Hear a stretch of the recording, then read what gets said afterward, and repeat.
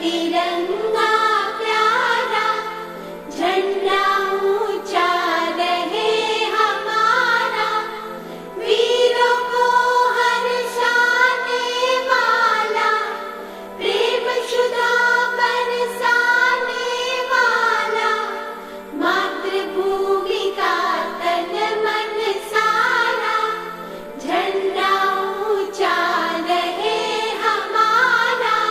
वंदे वंदे भारत माता की वंदे मातरम वंदे मातरम वंदे मातरम वंदे वंदे मातरम वंदे मातरम वंदे मातरम वंदे वंदे मातरम वंदे मातरम वंदे मातरम वंदे।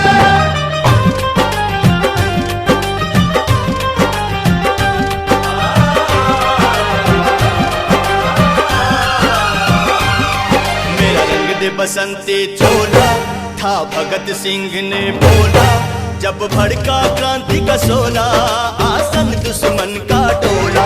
आजादी के निशानी हो, वीरता के कहानी हो,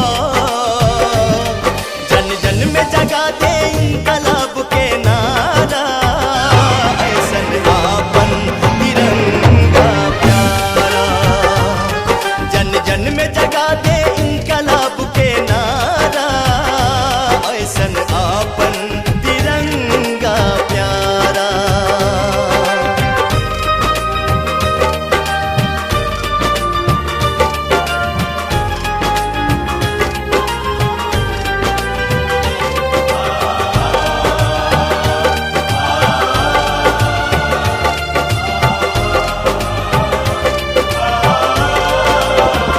शहीदन के कुर्बानी केसरिया याद दिलावे, रहे कायम हरियाली, हरा रंग सबके सिखावे, सादगी छूट न जाए, श्वेत संदेश देला, रुके ई कदम कबो ना, चक्र उपदेश देला, रुके ई कदम कबो ना, चक्र उपदेश देला।